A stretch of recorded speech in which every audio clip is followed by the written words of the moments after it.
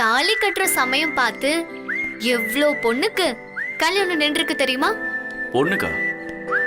You mean ரியலாவே நாட்டுல அப்படிலாம் நடக்குதா? ஆமா சார், ரீல்ல மட்டும் இல்ல, ரியல்ல கூட இந்த மாதிரி நடக்குதே. இப்போ ரீல் எது ரியல் எதுனே சொல்ல முடியாது சார். நாட்டுல நடக்கிறத அச்சு அசலா சினிமா ஸ்கிரீன்ல பாப்போம். பிலிம்ல காட்டுறது நம்ம பக்கத்து வீட்ல கூட நடக்கும். லவ்வுக்கு நோ பவுண்டரி சார். ஐ see. இப்போ இந்த தெரு முடிஞ்சிடுச்சு. இதுக்கு மேல போகணும்னா இந்த வீட்டை தாண்டி தான் போகணும். இப்போ ரைட்ல போறதா லெஃப்ட்ல போறதா? நான் எப்பவுமே ரைட் தான் சார். ஓகே.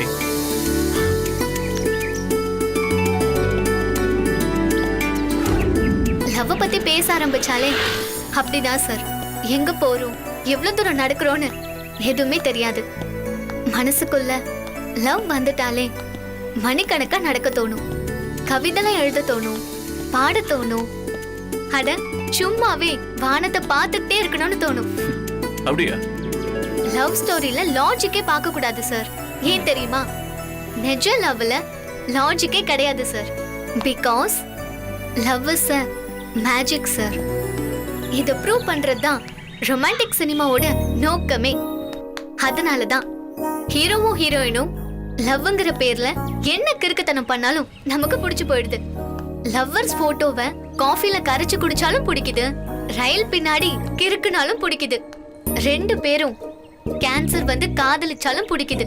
அவ்வளவு ஏன் வேற கல்யாணம் பண்ணிக்கிட்டு போனவ திரும்ப வந்து காதலிச்சாலும் பிடிக்குது. இது எல்லாத்துக்கும் காரணம் அந்த லவ்ல இருக்கிற ஒரு பியூட்டி தான் சார்.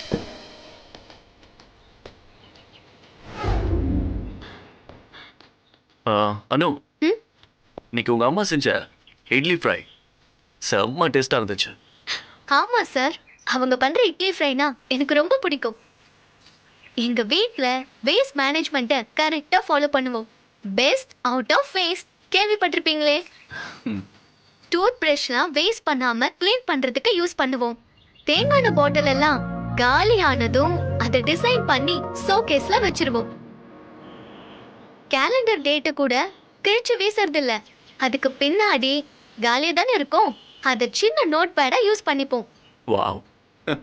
ஆமா சார், இன்னும் இந்த மாதிரி ஏகப்பட்ட டெக்னிக்ஸ் எங்ககிட்ட இருக்கு. ஐம் ஜஸ்ட் திங்கிங், நம்ம ஏன் நம்ம கம்பெனிலையும் இந்த மாதிரி செய்யக்கூடாது? நிச்சயம் செய்யலாம் சார். இப்ப நம்ம வேஸ்ட்னு தூக்கி போடுற பிளாஸ்டிக் கவரை கூட ரீசைக்கிள் பண்ணி திரும்ப யூஸ் பண்ற மாதிரி பண்ணலாம். அதுல இருந்து தார் ரோடு போடுறது கூட கண்டுபிடிச்சிருக்காங்க சார். பேப்பரை ரீயூஸ் பண்றதால மரங்களை வெட்டுறது குறைஞ்சிருக்கா சார்.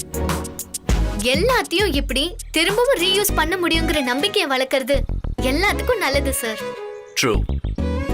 ரிசோர்ஸ் மேனேஜ்மெண்ட் பத்தி எல்லா பெரிய கம்பெனிஸும் இப்பதான் பேசவே ஆரம்பிச்சிருக்காங்க. காமெடி என்னன்னா, இதெல்லாம் எவ்வளவு வருஷமா நம்ம வீட்டு பெண்கள் வீட்லயே பண்ணிட்டு இருந்திருக்காங்க. குடும்ப தலைவியா இருக்கிற ஒரு அம்மாவை ஒரு வகையில மல்டி டாஸ்கிங் மாடல்னே சொல்லலாம். காலையில இருந்து ராத்திரி வர she is unstoppable. இப்ப வீட்ல ஏதாவது ஃபங்க்ஷன் வருதுன்னு வச்சுக்க, they really go crazy. இப்போ உதாரணமா உன் கல்யாணத்தை எடுத்துக்க. எத்தனை வேலைங்க, எல்லாரையும் கூப்பிடணும், சமையல்காரனுக்கு சொல்லணும், பத்திரிக்கை அடிக்கணும், வந்தவங்களுக்கு எல்லாம் மரியாதை கொடுத்து ரூம் வரைக்கும் போய் அவங்களுக்கு வேண்டியதை எல்லாம் கவனிக்கணும். இதையெல்லாம் செஞ்சுட்டு சமையல்காரன் கிட்ட என்னென்ன ஐட்டம்லாம் டிமாண்ட்ல இருக்குன்னு கேட்பாங்க. ஒரு ஐட்டம் சீக்கிரம் காலி ஆயிட்டா வேற அவசர ஆல்டர்னேட் என்னன்னு கைட் பண்றதுல இருந்து எப்படி பரிமாறணும்னு சொல்ற வரைக்கும் இழுத்து போட்டு செய்வாங்க. ஏகப்பட்ட வேலைங்க இருந்தாலும் எந்த கஷ்டத்தையும் வெளியே காமிச்சிக்கவே மாட்டாங்க. ஃபங்க்ஷனை ஃபர்ஸ்ட் கிளாஸா நடத்தி முடிப்பாங்க. வீட்டுல மத்த வேலைகளையும் கவனிச்சுக்கிட்டு, சமையல் செஞ்சுக்கிட்டு, குடும்பத்தையும் பார்த்துக்கிட்டு இந்த அம்மாக்கள் பண்ற நிர்வாகம் இருக்கே, பா, ஜஸ்ட் கிரேட். அம்மான்றது ஒரு பெரிய யூனிவர்சிட்டி மாதிரி, பலதும் அவங்க கிட்ட இருந்து கத்துக்கணும். ஐ திங்க் ஒரு பொண்ணு இந்த பூமிக்கு வந்து பிறக்கிறதுல இருந்து ஒரு அம்மாவா தான் தன்னை நினைக்கிறான். அந்த அன்பு காட்டுற விஷயத்துல பெண்கள் நிச்சயமாவே கிரேட். பின்ன தாய் குலம்னா சும்மாவா? ஆட்டோ.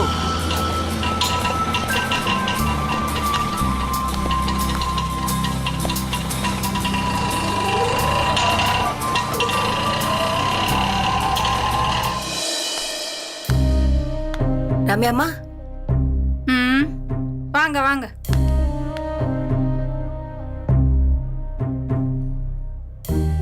என்னாச்சு ரம்யாம்மா? என்ன ஒண்ணுமே தெரியாத மாதிரி கேக்குறீங்க? கடையில தொலைஞ்சு போன செயின் தான் உடனே கிடைச்சிருச்சே, அப்புறம் என்ன? அது இல்ல, அதை விட பெரிய விஷயம். என்னது? ஆமா, சூர்யா சாரும் அனுவும் எங்க? செயின் வாங்கிட்டு வர போயிருக்காங்க. 2 பேர் மட்டுமா? ஆமா. இது சரியா படுதா உங்களுக்கு? அப்படின்னா? இல்லங்க, கல்யாண நிச்சயமான பொண்ணை இப்படி சூர்யா சார் கூட தனியா அனுப்புறீங்களே, இது உங்களுக்கு சரியா படுதான்னு கேக்குறேன். என்ன ரம்யாம்மா இப்படி எல்லாம் பேசுறீங்க? தயவு செஞ்சு இப்படி எல்லாம் பேசாதீங்க. நான் பேசல அனுமா, என் காதுல விழுந்ததை நான் உங்ககிட்ட சொல்றேன், அவ்வளவுதான். காலனி முழுக்க இருக்க வாயெல்லாம் கூட இத பத்தி தான் பேசுது. அவங்க ஒவ்வொருத்தர் வாயும் உங்களால போய் மூட முடியுமா? இங்க பாருங்க புஷ்பா, எனக்கும் ஒரு பொண்ணு இருக்கா. ஒரு பொண்ணை எங்க நிறுத்தணுமோ அங்க நிறுத்தணும். உயிரை விட மானம் முக்கியம் இல்லையா நமக்கெல்லாம்? நகைக்கடையில தாலி கட்ட போற பையன் சம்பத் பக்கத்திலே நிக்கிறான். இந்த சூர்யா சார் என்னவோ அண்ணு மேல விழுந்து வழியறாரு. எனக்கு என்னவோ இது கொஞ்சம் கூட சரியா படல. சிச்சே ரம்யாம்மா, அப்படியெல்லாம் பேசாதீங்க. சூர்யா சார் ரொம்ப நல்லவரு. அவர் மனசுல உதவி செய்யணுங்கிறத தாண்டி வேற எதுவும் இல்ல. தயவு செஞ்சு இப்படி எல்லாம் யோசிக்காதீங்க. நான் அப்படி யோசிக்கல புஷ்பா. ஆனா இந்த விஷயம் எங்க அண்ணனுக்கு தெரிஞ்சா ரொம்ப சிக்கலாயிடும். இப்பவே சொல்லிட்டே பாத்துக்கங்க. அப்புறம் என்கிட்ட நீங்க வருத்தப்படக்கூடாது. ஐயோ, சம்பந்தி கிட்ட எல்லாம் எதுவும் சொல்லிடாதீங்க. தப்பா நினைச்சுக்கிட்டு ஏதாவது பிரச்சனை பண்ணாருன்னா பெரிய வில்லங்கமா போயிடும். உங்களை கையெடுத்து கும்பிட்டு கேக்குறேன், அவர்கிட்ட எதுவும் சொல்லிடாதீங்க. என்கிட்ட கை கூப்பி ஒன்னும் ஆக போறது இல்ல புஷ்பா. நீங்க கொஞ்சம் புரிஞ்சு நடந்துக்கோங்க. அட்லீஸ்ட் இனிமேலாவது அனுவ சூர்யா சார் கிட்ட இருந்து கொஞ்சம் விலகி இருக்க சொல்லுங்க.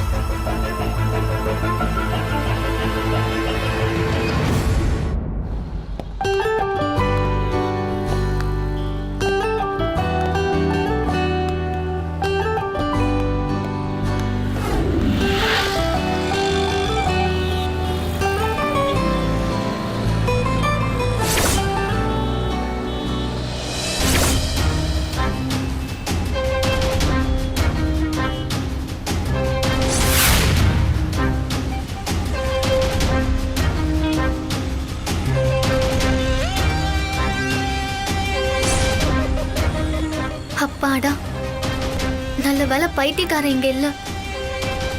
காலையில ரொம்ப பயந்துட்டேன் சார் அந்த பைத்தியக்காரனை பார்த்து.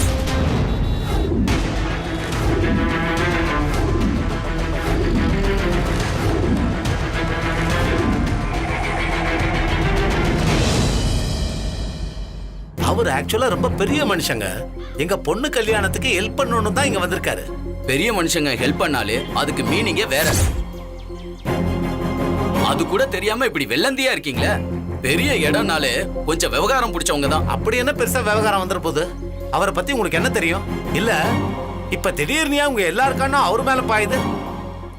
நம்ம கண்ணு பாய் தான். சுப்பு சொல்றத கேட்டீங்களா? சுப்பு, எங்க கண்ணு ஒண்ணு அவர் மேல பாயல. அவர் கண்ணாமொழிதான் நம்ம காலனி மேல பிசாசுத்தனமா பாஞ்சிருக்கு. சுப்பு, இந்த பணக்காரங்களை நம்பாதையா. யோகிய மாதிரி பேசுவானுங்க, ஆனா வாயை திறந்தா போய்தாயா. நீங்க எல்லாரும் அவரை தப்பா புரிஞ்சு வச்சிருக்கீங்க. சூர்யா சார் அப்படிப்பட்டவர் இல்ல. எல்லா பணக்காரங்களும் ஒரே மாதிரி தான். எவ்வளவோ பேரை பார்த்திருக்கோம்.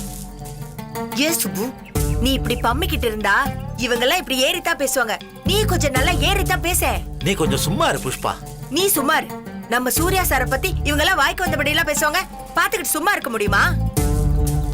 இப்படி சொன்னா எப்படி புஷ்பாக்கா? நம்ம எல்லாம் ஒரே காலனிக்காரங்க. எங்களை விட அந்த சூர்யா சார் பெருசா போயிட்டாரோ? ரமேஷ், நம்மளாம் ஏழைங்க. நம்மள யார் நம்ப போறாங்க?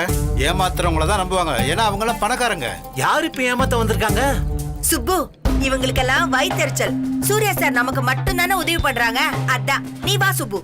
எங்களுக்கு என்னமா வைத்திருச்சல்? உங்க பொண்ணு கல்யாணம் தான் பிக்ஸ் ஆயிடுச்சுல. ஆமா, அவர் திரும்ப திரும்ப இங்க வர்றாருன்னா என்ன அர்த்தம்? அதான் சொன்னனே, எங்க பொண்ணு கல்யாணத்துக்கு ஹெல்ப் பண்றதுக்கு தான் வந்திருக்காரு.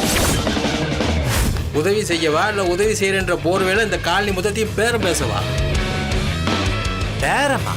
ஆமா சுப்பு, நம்ம காலனி சிட்டிக்கு நடு சென்டர்ல இருக்கு. நீ இன்னைக்கு இடம் வாங்கினா நாளைக்கு 1க்கு 4 மடங்கு ரேட்டு போகும். அந்த ஆளு உனக்கு ஹெல்ப் பண்ற மாதிரி இங்க வந்து டேரா போடுறது எதுக்காக?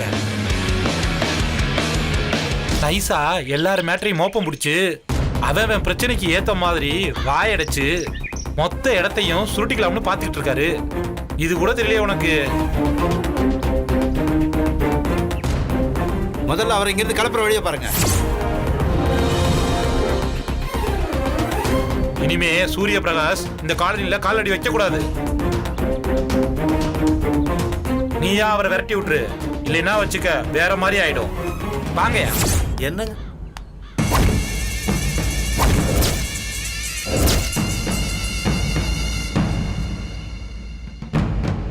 சொல்லுங்க, என்கிட்ட ஏதாவது சொல்ல வேண்டியிருக்கா? நீங்க இந்த காலனிக்கு வரக்கூடாது, அவ்வளவுதான். அண்ணே, யார்கிட்ட பேசுறோன்னு நல்லா தெரிஞ்சுக்கிட்டு பேசுங்க. பரவாயில்ல, அவர் பேசட்டும். சரி, நீங்க சொல்லுங்க. என்னமோ சத்தம் போட்டுட்டு இருந்த மாதிரி தெரியுது. சார், இவ்வளோ நேரம் கொஞ்சம் ஓவராவே பேசிட்டு இருந்தாங்க. உங்களை பார்த்ததும் அப்படியே பம்புறாங்க. கொஞ்சம் வாயை முடிக்கிட்டு சும்மா இரு ப்ளீஸ்.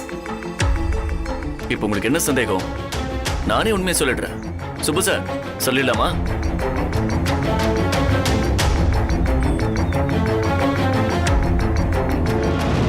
நான் இந்த காலனியை வாங்க தான் போறேன்.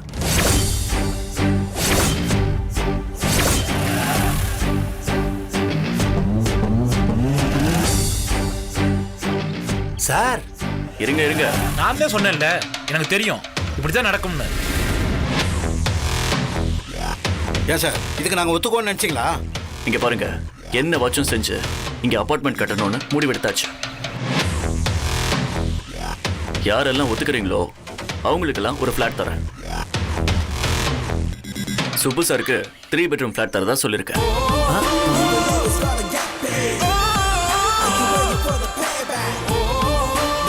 என்னண்ணா அதெல்லாம் எங்ககிட்ட ஒன்றுமே சொல்லலை. நோ, ரொம்ப மோசம் தான் நீ. இல்ல அது வந்து சார் சார், நான் தரேன் சார். யோ, நானும் சொல்லாதியா, நாமன்னு சொல்லியா? முதலாளி, நான் தான் இந்த வட்டாரத்திலே சீனியரு. எனக்கு 2 ஃப்ளாட் வேணும். எனக்கு 2 வேணும். அட பாவிகளா, இப்பதானே இவரை காலனியை விட்டு துரத்தணும்னு சொன்னீங்க. துரத்தணும்னு எங்கேயா சொன்னோம்? நமக்கு நஷ்டம் வரக்கூடாதுன்னு சொன்னோம். அவர்தான் நமக்கு பிளாட்டே தரேங்கிறாரு. உனக்கு என்ன கஷ்டம்? சுமாரியா? நாக்குல நரம்பு இல்லைங்கிறதுக்காக இப்படி எல்லாமா மாத்தி பேசுவீங்க? நீ கொஞ்சம் சுமாரியா? யோ, நீ சுமாரியா? இருங்க இருங்க, ஏன் இப்படி அடிச்சுக்கிறீங்க? எல்லாரும் கொஞ்சம் பொறுமையா இருங்க.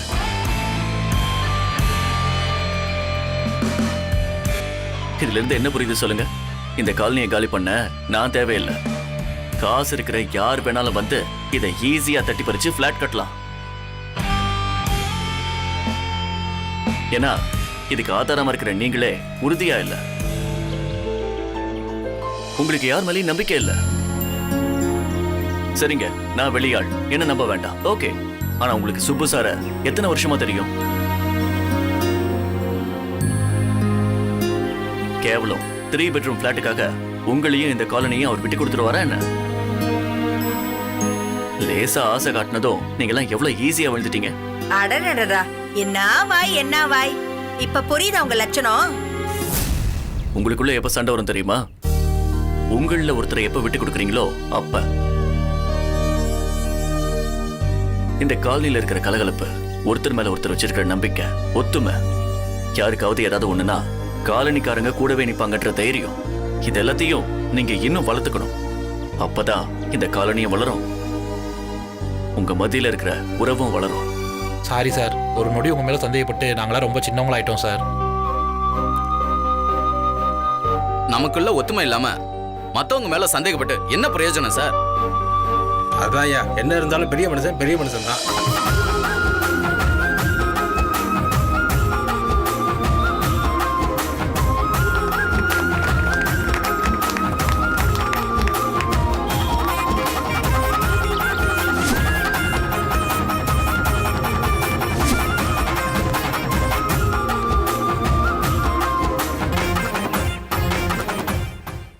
நீங்க கிரேட் சார். இன்னொரு தடவையும் ப்ரூவ் பண்ணிட்டீங்க. நம்ம பின்னாடி தப்பா பேசுறவங்க கிட்ட நம்ம நேர்மையா போய் நின்னா அவங்களே நம்ம முன்னாடி வந்து நின்னு நிச்சயம் கை தட்டுவாங்க, கையும் கொடுப்பாங்க. என்கிட்ட ஏதாவது செக் புக் இருந்தா உங்களுக்கு கண்டிப்பா ஒரு blank செக் கொடுத்துருப்பேன்.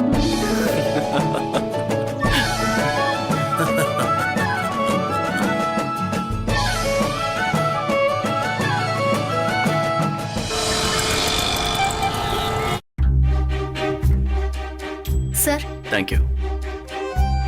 சுப்பு செயின் எப்படி இருக்கு சுப்பு? கடையிலே பார்த்தாச்சு, நல்லா இருக்கு. ஐயே, ஒழுங்கா பார்க்கவே இல்ல.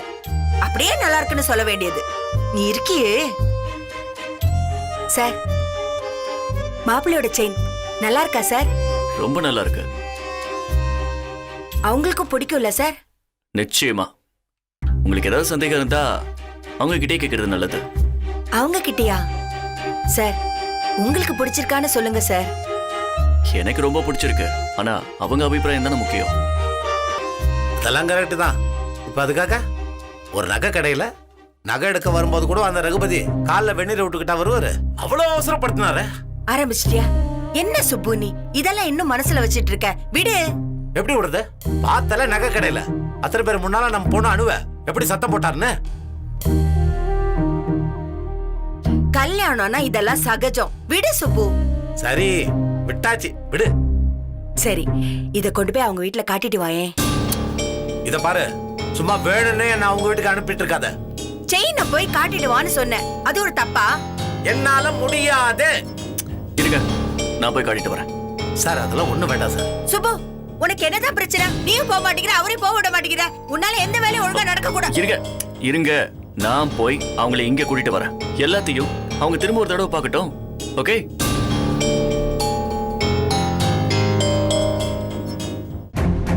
₹3,10,000.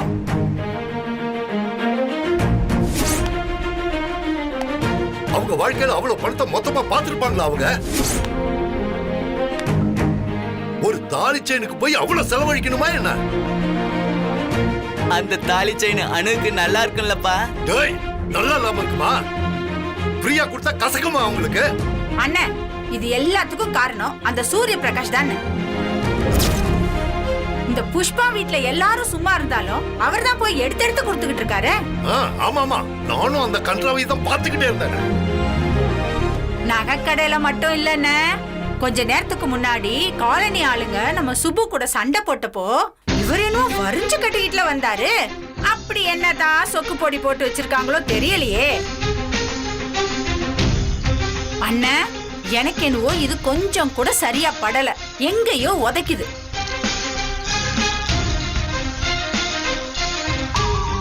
இத பாரு ரஞ்சனி, பாதி கிணற தாண்டிட்டோம். பல்ல கடிச்சுக்கிட்டு மீதி கிணறையும் தாண்டி தான் ஆகணும். வேற வழியே இல்ல.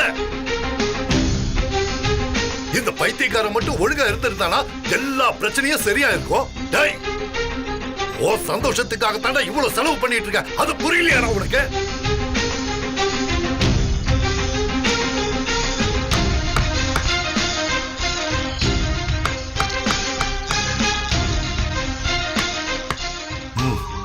நெய்யர், நான் போய் பார்க்கிறேன்.